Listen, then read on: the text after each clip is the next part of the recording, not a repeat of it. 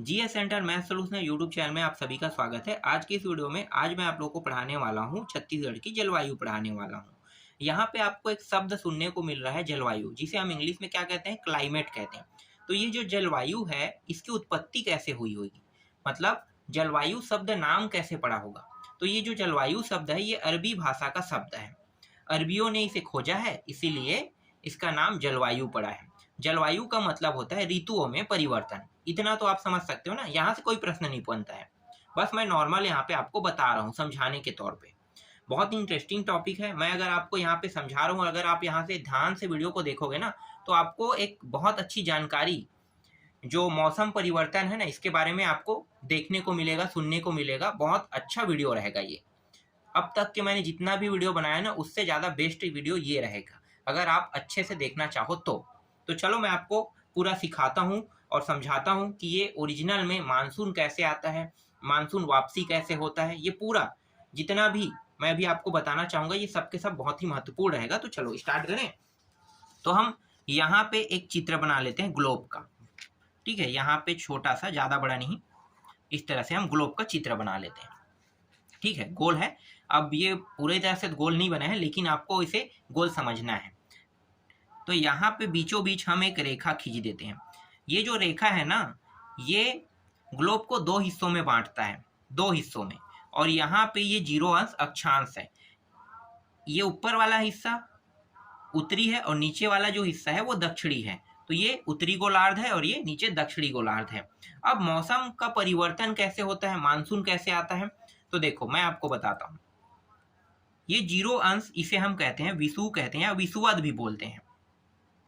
विषुव रेखा भी बोलते हैं और इसे विषुवत रेखा भी बोलते हैं। उत्तर की ओर 23.5 अंश, लगभग मान लो यहाँ पे, ठीक है, एक रेखा मैं खींच लेता हूँ, यहाँ पे लगभग 23.5 अंश, और नीचे की ओर भी 23.5 अंश। इसे हम कहते हैं कर्क रेखा और इसे हम कहते हैं मकर रेखा। कितने अंश होता है? 23.5 अंश ऊपर की ओर और 23.5 अंश नीचे की ओर। यही जो है ना, ये क्लाइमेट चेंज मतलब जलवायु परिवर्तन का कारण होता है। कैसे? देखो, जब 0 अंश से 1 डिग्री ऊपर की ओर जब बढ़ता है, मान लो 1 डिग्री मैं यहाँ पे बढ़ा रहा हूँ, ये 1 डिग्री है, 1 डिग्री ऊपर की ओर जाता है, तो जैसे जैसे ऊपर की ओर जाएगा, सूर्य जो है हमेशा विषुव में नहीं रहता है, विषुवत रेखा में नहीं रहता है। ये ना खेलते रहता है। कैसे खेलता है? ये 23.5 अंश यहाँ तक खेलता है वो, उसके बाद वापस ना मकर रेखा में भी खेलने लगता है। तो ये इस तरह से ऊपर भी जाएगा 23.5 अंश तक, अधिकतर वो 23.5 अंश तक ही जाएगा, और नीचे भी 23.5 अंश तक के आएगा। तो ये प्रक्रिया क्या होता है, जलवायु परिवर्तन का कारण होता है। तो मानसून कैसे आता होगा, मैं आपको ये पूरी जानकारी यहाँ पे इस वीडियो में बताने वाला हूँ। एक अंश ये ऊपर की ओर गया, तो धीरे धीरे हमारे साइड क्या होता है, उत्तरी गोलार्ध में गर्मी आने लगता है।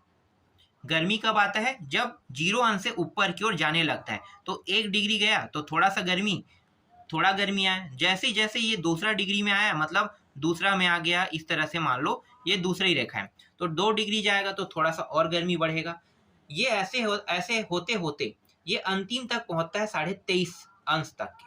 23.5 अंश में जैसे ही ये पहुंचेगा, ठीक है, 23.5 अंश में जैसे ही ये पहुंचेगा, तो गर्मी जो होता है वो अपना चरम सीमा में रहता है, चरम सीमा में पहुंच जाता है। ठीक है, अब मैं आपको यहाँ पे चित्र में बताता हूँ। जो कर्क रेखा है वो यहाँ से होकर गुजरता है, गुजरात, राजस्थान, मध्य प्रदेश, इस तरह से टच करते हुए ये इस तरह से यहाँ पे होते हुए इस तरह से गुजरता है। ये कर्क रेखा है। ठीक है, देखो यहाँ पे इस हिस्से को छूता है, यहाँ पे मैं लिख लेता हूँ 23.5 अंश, ध्यान देना यहाँ पे। ठीक है, 23.5 अंश यहाँ पे ये कर्क रेखा है। तो कर्क रेखा इस तरह से गुजरेगा, जिसको मैं यहाँ पे आपको चित्र के थ्रू यहाँ पे आपको समझा रहा हूँ। ठीक है, तो जैसे ही ये कर्क रेखा यहाँ पे पहुंचेगा सूर्य का किरण, तो सबसे ज्यादा गर्मी आता है। अब गर्मी के बाद मौसम आना है, मतलब गर्मी के बाद मौसम को परिवर्तन होना है। तो ये जो मौसम परिवर्तन है, जैसे ही वो 23.5 अंश से नीचे आने लगता है, 23.5 अंश से सूर्य नीचे की ओर आने लगता है, तो उसी समय क्या होता है, उसी समय हमारा जो जलवायु है वो परिवर्तन होने लगता है। मतलब गर्मी से बरसात आने लगता है। ठीक है, बरसात का जो मौसम कहते हैं ना, जो जून में आता है, ये जैसे ही यहाँ से 1 डिग्री नीचे, ठीक है, मान लो 23.5 है तो ये 22.5 में आ जाएगा, यहाँ पे आ गया, नीचे उतर रहा है अब 22.5 में। तो जैसे ये नीचे उतरने लगता है वैसे वैसे मानसून में परिवर्तन होने लगता है। गर्मी से क्या आने लगा, गर्मी से अब आने लगा बारिश का मौसम आने लगा। अब ये रियल में फैक्ट ये होता कैसे है, तो मैं आपको बताता हूँ।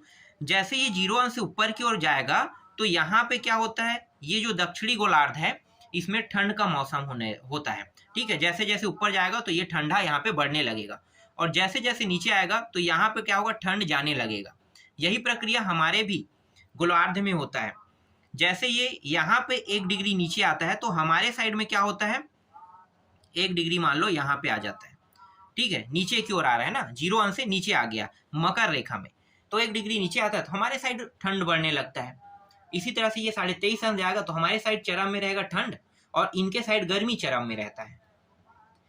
अब हम ये जानना चाहते हैं, ठीक है, मतलब मैं आपको ये बताना चाहता हूं कि ये जो क्लाइमेट चेंज होता है ये रियल में कैसे होता है, मतलब मानसून कैसे आता है। तो अब देखो मानसून के बारे में अब जिक्र कर लेते हैं।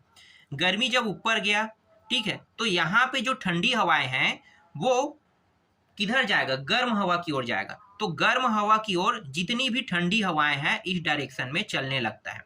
ऐसे 0 अंश यहाँ से कहाँ से जाएगा भाई, क्योंकि दक्षिण में क्या है, अभी ठंड का मौसम चल रहा है, तो दक्षिणी गोलार्ध में ठंड का मौसम चल रहा है, तो गर्म हवा को भरने के लिए जहाँ पे गर्म हवा रहेगा वहां पे जगह क्या होता है, स्पेस हो जाता है, गर्म होकर हवा ऊपर की ओर उठेगा।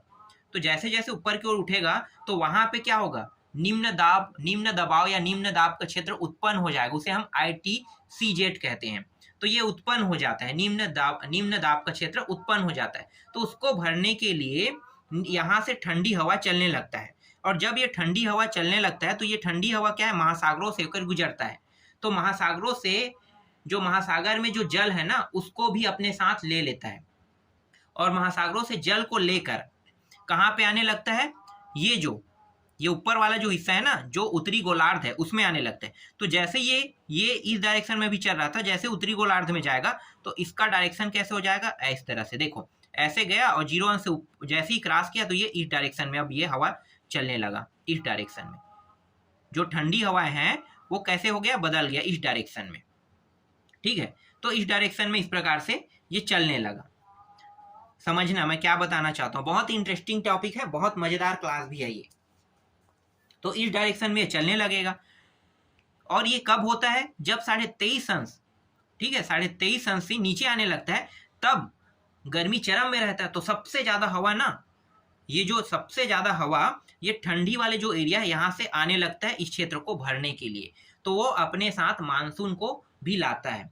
मानसून कैसे आता है, हवा के साथ, ये हवा क्या करता है, नमी को एब्जॉर्ब कर लेता है। मतलब जैसे ही समुद्र से ये गुजरेगा तो समुद्र से गुजरने पर जो महासागर, जो हिंद महासागर है, प्रशांत महासागर है, इन जगहों से अपने साथ नमी मतलब पानी को एब्जॉर्ब कर लेता है, अपने साथ रख के आता है। तो रख के आने लगता है उस जगह को भरने के लिए। तो भरने के लिए जैसे आता है तो ये जून माह में, क्योंकि ये जून जो माह में सबसे तेज गर्मी होता है, तो जून में ही मानसून आता है। तो जून माह में सबसे तेज गर्मी होता है, तो जून माह में क्या होता है, मानसून आने लगता है। तो यहाँ पे रियल फैक्ट मैं आपको यहाँ पे चित्र में बताता हूँ नीचे से, ठीक है। ये ऐसे जाएगा, तो देखो इस डायरेक्शन में ये ऐसे क्या हो रहा है, मानसून जो है आ रहा है, मतलब हवा जो है ये कर्क रेखा वाला एरिया है, यहाँ पे देखो ये कर्क रेखा वाला एरिया है, इसको भरने के लिए, ठीक है, निम्न दाब का क्षेत्र उत्पन्न हो गया है। तो निम्न दाब के क्षेत्र उत्पन्न होने पर इस एरिया को भरने के लिए हवा आने लगता है, और हवा अपने साथ क्या लाने लगा, नमी। तो नमी लाने लगता है। तो इस प्रकार से सबसे पहले 1 जून को डायरेक्ट मानसून केरल के तट पे पहुंच जाता है। केरल का जो तट है उसमें 1 जून से बारिश होना शुरू हो जाता है। तो 1 जून से 5 या 7 जून के बीच में बारिश होना शुरू हो जाता है। कहा जाता है फिक्स डेट जो है 1 जून है। तो 1 जून के डेट के आसपास ये जो केरल वाला जो एरिया है ना, ये पूरा क्या है, केरल एरिया है। तो केरल में सबसे पहले पहुंचता है। तो केरल में सबसे पहले पहुंचता है तो केरल में बारिश होना शुरू हो जाता है 1 जून को। जब ये छत्तीसगढ़ में आता है तो छत्तीसगढ़ में आते आते इसे कम से कम 20 से 25 जून लग जाता है, मतलब 20 से 25 दिन लगता है पहुंचने में छत्तीसगढ़ को। छत्तीसगढ़, क्योंकि एक साथ तो इतनी तेजी से हवा तो नहीं चलता है, और हवा बहुत तेजी से नहीं जाता है, क्योंकि अपने साथ वो पानी लेकर आया है, तो भाई उसको गिराते हुए तो जाएगा ना, तो इसीलिए उसे पहुंचने में समय लगता है।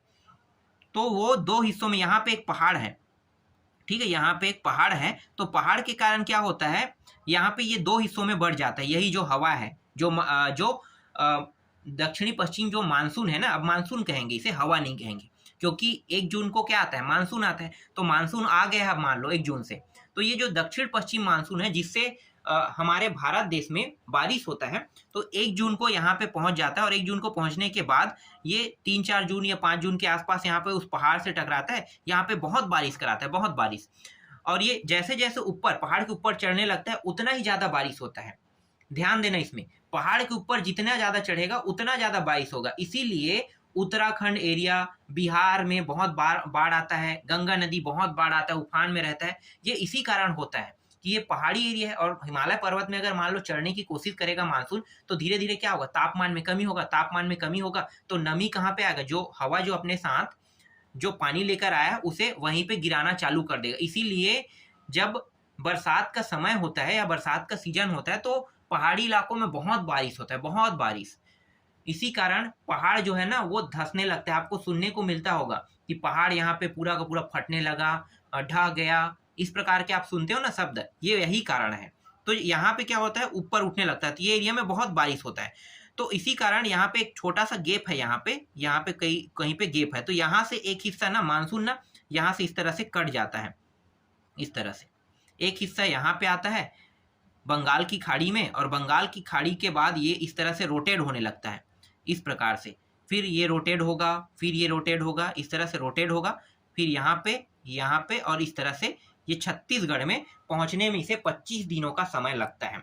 और एक हिस्सा ये पहाड़ से टकराएगा, तो पहाड़ से टकराने के बाद ये कुछ इस प्रकार से भी जाएगा, इस दिशा से, अरब सागर से भी छत्तीसगढ़ को पानी मिलता है, इस डायरेक्शन से ऐसे, और इसके बाद ये इस डायरेक्शन में घूमने लगता है, इस डायरेक्शन में।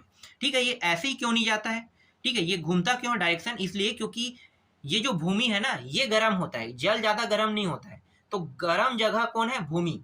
तो भूमि जो गर्म है, तो वही दिशा में हवा जो है टर्न करेगा, जिस दिशा में सबसे ज्यादा गर्मी होता है या गर्म होता है, क्योंकि जल के मुकाबले गर्मी किसमें ज्यादा होगा, ठोस चीजों में, चट्टानों में। तो चट्टान ज्यादा गर्म होता है, इसलिए क्या होता है, ये ऐसे तो आता है, फिर वापस जमीन की ओर वापस मुड़ जाता है, तो ये फिर से यहाँ से नमी अपने साथ लेकर आता है।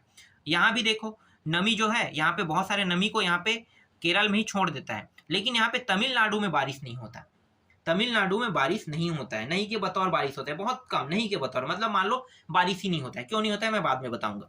तो इस तरह से ये आगे बढ़ते जाता है, और ये फिर कहाँ पे आ गया, ये समुद्र है, बंगाल की खाड़ी, तो बंगाल की खाड़ी से फिर ये नमी लेता है, और नमी लेके इस तरह से छत्तीसगढ़ में वर्षा कराने लगता है, छत्तीसगढ़ में। तो ये जो बंगाल की खाड़ी वाला जो एरिया है, यहाँ से जब वर्षा होता है तो 90% वर्षा बंगाल की खाड़ी वाले एरिया से होता है छत्तीसगढ़ में, और ये जो 10% एरिया जो है वो होता है अरब सागर से। ये 10% वर्षा कराता है अरब सागर से, और 90% वर्षा जो है ये बंगाल की खाड़ी से कराता है। यहां तक समझ में आ गया, ठीक है। वर्षा कैसे होता है समझ में आ गया ना। तो जैसे जैसे ये नीचे की ओर आते जाएगा, यहाँ पे ये जो कर्क रेखा है, देखो ये जो कर्क रेखा है नीचे की ओर आते जाएगा, बारिश उतना ही तेजी से होते जाएगा, और जब अंत में विषु में पहुंच जाता है, विषु में ये सितंबर के आसपास होता है ये, ठीक है। मानसून आता है 1 जून को, और छत्तीसगढ़ में मानसून आता है 25 जून के आसपास, 25 जून के आसपास, 20 से 25 जून के आसपास मानसून छत्तीसगढ़ में आता है। अब जैसे ही कर्क रेखा जो है, कर्क रेखा में पहले सूर्य था, लेकिन अब सूर्य किस में आने लगा, धीरे धीरे करके ये विषु में आ जाता है, 0 अंश में। ये सितंबर के आसपास होता है, 21 या 22 सितंबर के आसपास ये वापस किस में आ जाता है, विषु में आ जाता है, 0 अंश में। तो सभी के सभी जितने भी मानसून है उसको भी वापस ये खींचने लगता है। क्यों? क्योंकि सबसे अधिक 0 अंश में अब तापमान बढ़ गया, जहां पे सूर्य रहेगा वहां पे तापमान बढ़ता है। तो अभी कहां पे है सूर्य जो है वो 0 अंश में आ चुका है, तो 0 अंश में आ चुका है, तो तापमान कहां पे ज्यादा होगा, 0 अंश में। तो वापस क्या होता है, मानसून वापसी होने लगता है। तो वापसी होता है तो वापसी के समय फिर से छत्तीसगढ़ में बारिश होता है। तो सितंबर के लास्ट में 5 से 7 दिन बहुत बारिश होता है लौटते समय। इसीलिए कहा जाता है कि जो धान का फसल होता है ना, उस समय जो सितंबर में बारिश होता है लौटते समय, जो 7 से 8 दिन, उसमें पूरा पानी छत्तीसगढ़ को वापस मिल जाता है। क्योंकि इससे पहले क्या था, पानी जो है पूरा को पूरा जमीन जो है गर्मी के कारण सोख रहा था। वापसी जब करता है तो जो वो पानी जो बचता है ना, वही फसल के लिए बहुत इंपॉर्टेंट होता है, मतलब बहुत जरूरी पानी होता है। वही उसी के कारण जो छत्तीसगढ़ में जो धान की फसल है वो काफी हद तक अच्छा बड़ा होता है और अच्छा पैदावार भी होता है। इसी वजह से होता है ये। तो ये वापिस सितंबर में वापिस आ जाता है विषु में, और लौटते समय 5 से 7 दिन खूब बारिश करता है। और जैसे ही यहाँ पे नीचे में 0 अंश में के बाद 1 अंश में आने लगता है, ठीक है, तो यहाँ पे क्या होने लगता है, मानसून तो चेंज होने लगा। मानसून चेंज होके क्या होने लगा भाई, हमारे साइड बारिश था, अब होने वाला है क्या, अब होने वाला है ठंड आने वाला है, मतलब अब आने वाला है ठंड। तो ठंड का मौसम आने लगता है, धीरे धीरे धीरे धीरे ये वापस यहाँ पे आने लगता है। ठीक है, यहाँ पे अब इसको भरने के लिए हमारे उत्तरी जो गोलार्ध है, ठीक है, उत्तरी गोलार्ध, ये क्या है, उत्तरी गोलार्ध, और ये दक्षिणी गोलार्ध। तो दक्षिणी गोलार्ध में जैसे जैसे गर्मी बढ़ने लगता है तो वापस उत्तरी गोलार्ध से ठंडी हवाएं दक्षिणी गोलार्ध की ओर चढ़ने लगता है। तो दक्षिणी गोलार्ध की ओर चलने लगता है। तो यहाँ पे देखो, यहाँ पे क्या है, हिमालय पर्वत है, आप सभी को पता होगा, यहाँ पे हिमालय पर्वत है। ठीक है, 3 हिमालय होता है। जब मैं आपको भूगोल पढ़ाऊंगा तब मैं आपको बताऊंगा, ठीक है, तीनों अलग अलग नाम से जाना जाता है। तो ये हिमालय पर्वत होता है। तो ठंडी हवाएं जो है ना, ये वापस यहाँ पे ऐसे आने लगता है। तो वापस मतलब जो ठंडी हवाएं हैं दक्षिणी गोलार्ध की ओर जाने लगता है। तो ये जो पर्वत है इस ठंडी हवाओं को रोक देता है, ठंडी हवाओं को रोक देता है। और जब ये रोकता है तो हमारे साइड जो बर्फबारी होना था ना, ये बर्फबारी नहीं हो पाता है। इसीलिए भारत में बर्फबारी नहीं हो पाता है, क्योंकि ठंडी हवाओं को कौन रोक देता है, ठंडी हवाओं को रोक देता है हिमालय पर्वत। तो हिमालय पर्वत रोकने के कारण हमारे जो भारत देश है, मतलब हमारा जो भारत देश है, उसमें बहुत ज़्यादा ठंड नहीं पड़ता है। और जितना भी ठंड है वो चीन वाले एरिया में ही रुक जाता है। तो चीन में देखना कि बर्फबारी होना, बाकी चीज होना, ठीक है, बर्फबारी बहुत ज़्यादा होता है, पूरे कंट्री में बर्फबारी होने लगता है। लेकिन भारत में ऐसा नहीं होता है। इसीलिए नहीं होता है क्योंकि जो हिमालय पर्वत है ना, ये रोक देता है। तो ठंड जो है बहुत ज़्यादा हमारे साइड में नहीं बढ़ता है, और ना ही बर्फबारी वाला जो घटना होता है ये भी नहीं होता है। अगर बर्फबारी होता तो हमारे साइड जितने भी फसल हम जो बोते हैं ना, वो सब का सब बर्बाद हो जाता। ये बेनिफिट हो रहा है हिमालय पर्वत का। तो हिमालय पर्वत के आने के कारण ये जो ठंडी हवाएं यहाँ से रुक जाता है, ये अपना डायरेक्शन जो है ना वो चेंज कर देता है। तो वो इस साइड से आने लगता है, ये डायरेक्शन से, ये डायरेक्शन से, ठीक है, इस डायरेक्शन से आने लगता है। तो तमिलनाडु में जो बारिश होता है ना, ये तमिलनाडु है, तमिलनाडु में जो बारिश होता है ये ठंडी हवाओं से बारिश होता है। कई बार प्रश्न पूछा गया है कि तमिलनाडु में किस सीजन में बारिश होता है, तो ठंड के समय बारिश होता है, क्योंकि ये बंगाल की खाड़ी से पानी लेकर ये तमिलनाडु के किनारे से गुजरता है। ये जो हवा है दक्षिण गोलार्ध की ओर जाना ही से, क्योंकि दक्षिण गोलार्ध अब गर्म हो रहा है तो उसको ठंडा तो करना पड़ेगा। तो यहाँ पे तमिलनाडु में यहाँ पे बारिश होता है इसी कारण। और एक और है, ठंड के समय में और बारिश होता है। छत्तीसगढ़ में बारिश कैसे होता है, तो ये होता है जेठ पछुआ धारा, इसे हम कहते हैं जेठ पछुआ धारा। यहाँ से भी ठंडी हवाएं आता है। ठंडी हवाएं जो है ना 2 हिस्सों में बढ़ जाता है, एक यहाँ पे चीन की ओर जाता है और एक हमारे साइड आता है। तो ये जो नीचे की ओर आता है ना इस तरह से, तो ठंड के दिन में यहाँ पे छत्तीसगढ़ में भी बारिश होता है, ठीक है, इस एरिया में। कभी बहुत ज़्यादा, मतलब हमेशा नहीं होता है, बहुत कम समय में होता है, या बहुत कई सालों में 1 आध बार 2 बार होता है, हमेशा नहीं होता है, ये परमानेंट नहीं होता है, याद रखना, ठीक है। क्योंकि ये जो अपने साथ नमी लाया रहता है, इसको ये यहीं तक छोड़ देता है, ये क्या बोलते हैं, पंजाब तक, हरियाणा तक ही छोड़ देता है। अधिकतर हो गया दिल्ली नोएडा, यहाँ तक की बारिश होगा। उसके बाद उसके पास पानी नहीं है, और उसको जल अपने साथ लेकर आने के लिए उसे समुद्र या तालाब से गुजरना पड़ेगा। और कोई भी तालाब और कोई भी समुद्र नहीं है, बहुत बड़ा एरिया से गुजरेगा तभी वो अपने साथ पानी को लेकर आएगा। तो ये अपने साथ पानी को लेकर नहीं आ पाता है। इसलिए जो बारिश है ठंड के समय में ज़्यादा छत्तीसगढ़ में नहीं हो पाता है, बहुत कम, कभी कभार होता है, कई सालों में 1 बार 2 बार 3 बार ऐसे होते रहता है, मुश्किल से, ठीक है। तो कभी कभार छत्तीसगढ़ में जो हवा होता है ये पश्चिमी गर्त, इसी को हम कहते हैं पश्चिमी गर्त, क्योंकि ये पश्चिम है ना, देखो पश्चिम से हो रहा है, तो पश्चिमी गर्त से भी कभी कभार बारिश हो जाता है। और ये होने का कारण क्या है, यहां से नहीं हो रहा है, बंगाल की खाड़ी से नहीं हो रहा है, ध्यान देना, ना ही ये अरब सागर से हो रहा है। ठंड के दिन में जो बारिश होता है वो होता है पश्चिम गर्त से होता है। और पश्चिम गर्त कहाँ से, जेठ पछुआ धारा है, यहाँ से यहाँ पे बारिश होता है। यहाँ तक आपको समझ में आ गया? ठीक है। अब यहाँ पे देखो, मैं आपको यहाँ पे वापस बताता हूँ। ये कर्क रेखा वाला एरिया है, ठीक है। तो ये 0 अंश से 23.5 अंश के बीच, ये 0 अंश और 23.5 अंश के जो बीच है, इसको हम कहते हैं उष्ण कटिबंधी जलवायु कहते हैं, उष्ण कटिबंधी। ठीक है। तो मतलब ये वाला एरिया और 0 अंश के बीच में, ये कर्क रेखा के नीचे वाला एरिया तो 0 अंश है, तो यहाँ पे उष्ण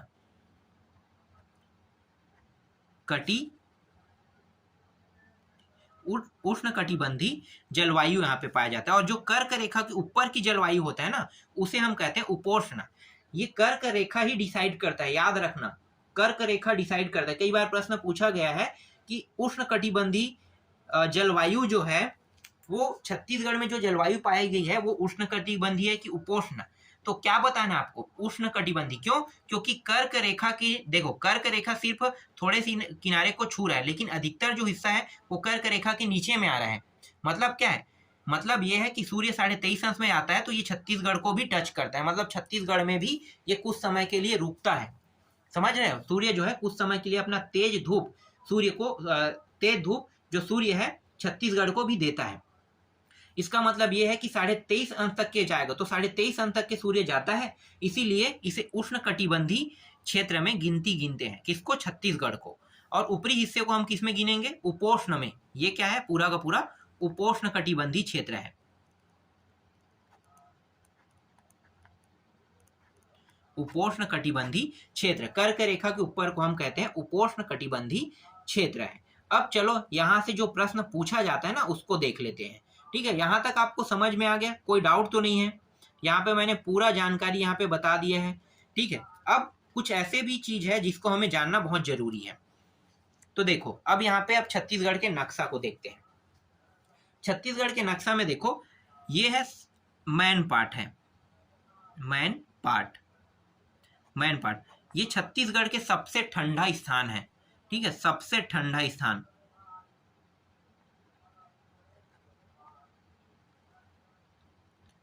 सबसे ठंडा स्थान मैन पार्ट, ये सरगुजा जिला में है। आप याद रखना, आप लोग याद रखना ना इसको। सबसे ठंडा स्थान क्या है? मैन पार्ट है। अब सबसे गर्म स्थान पहले तो चांपा होता था, लेकिन वर्तमान में अब बिलासपुर जिला होने लगा।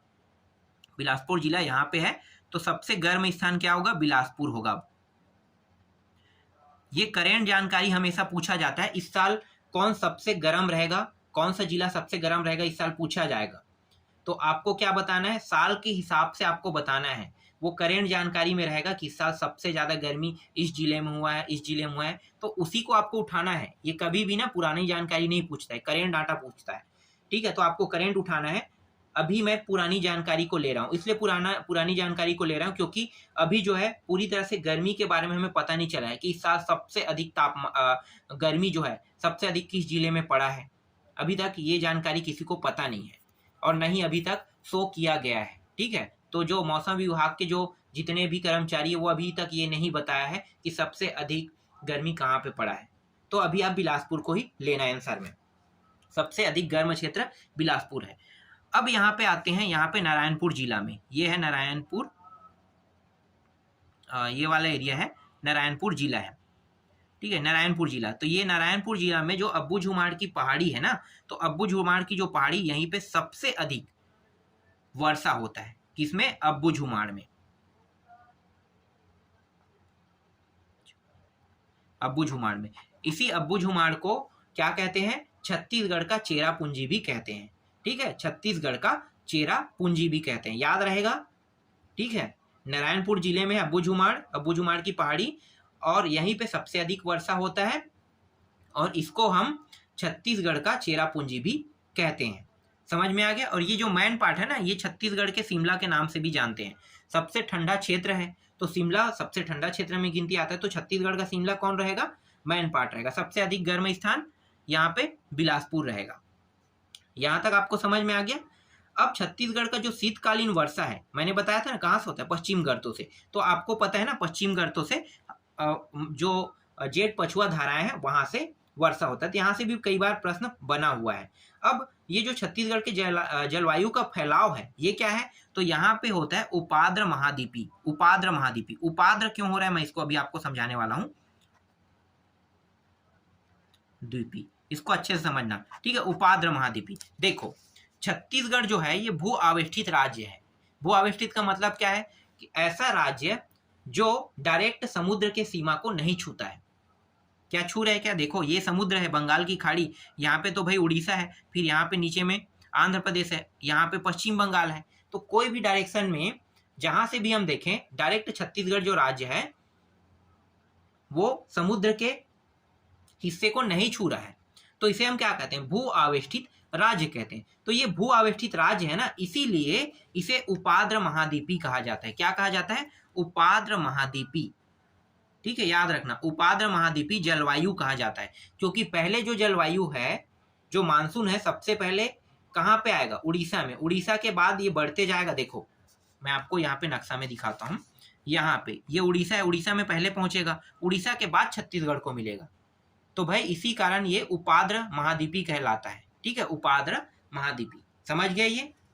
और कहाँ से बारिश होता है छत्तीसगढ़ में, बंगाल की खाड़ी से सबसे अधिक बारिश जो होता है बंगाल की खाड़ी से होता है 90%, और 10% जो है ये अरब सागर से बारिश होता है। इसको भी आपको याद रखना है।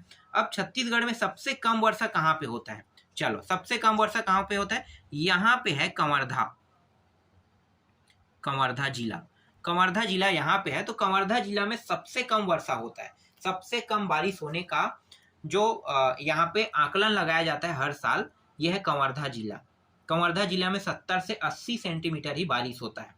कितना, 70 से 80 सेंटीमीटर, याद रहेगा, 70 से 80, 700 से 800 मिली होता है, ठीक है। तो इस तरह से आप इसको याद रख सकते हैं, सबसे कम वर्षा। और ये होता क्यों सबसे कम वर्षा, तो देखो जब यहाँ पे ये वाला देखो ध्यान देना, ठीक है, अरब सागर से जब ये जलवायु यहाँ पे प्रवेश करता है तो यहाँ पे पड़ता है मैकल पर्वत। अब मैं यहाँ पे बड़े वाले चित्र में आपको दिखाता हूँ, ये है मैकल पर्वत श्रेणी। तो मैकल पर्वत श्रेणी क्या है कि यहाँ पे आता है, तो यहाँ पे इसके जो बाहरी किनारे है ना, ये किनारा, तो इस किनारे में बहुत बारिश होता है, बहुत बारिश, क्योंकि यहाँ पे पहाड़ है। तो पहाड़ के जैसे जैसे ऊपर चढ़ते जाएगा तो तापमान में गिरावट होगा, और तापमान में गिरावट होने के कारण क्या होता है, बारिश अधिक होने लगता है। जैसे ये पूरा पहाड़ चढ़ जाता है और वापस नीचे आने लगता है, नीचे की ओर, इस डायरेक्शन में, ठीक है, कवर्धा साइड, कवर्धा जिला नीचे में है इसके, तो कवर्धा की साइड आना है तो क्या होता है, ऊपर से नीचे आता है तो तापमान में क्या होता है, वृद्धि होने लगता है। इसीलिए ये कवर्धा जिला जो है ना, इसमें कम बारिश होता है। इसीलिए कवर्धा जिला को हम क्या लेंगे, सबसे कम वर्षा वाला क्षेत्र हम इसे मानेंगे। अब पूरे छत्तीसगढ़ में बारिश कितना होता है, तो बारिश जो होता है वो होता है 1300 से 1500 मिलीमीटर, ठीक है, मिलीमीटर, इतना ही बारिश होता है इसमें।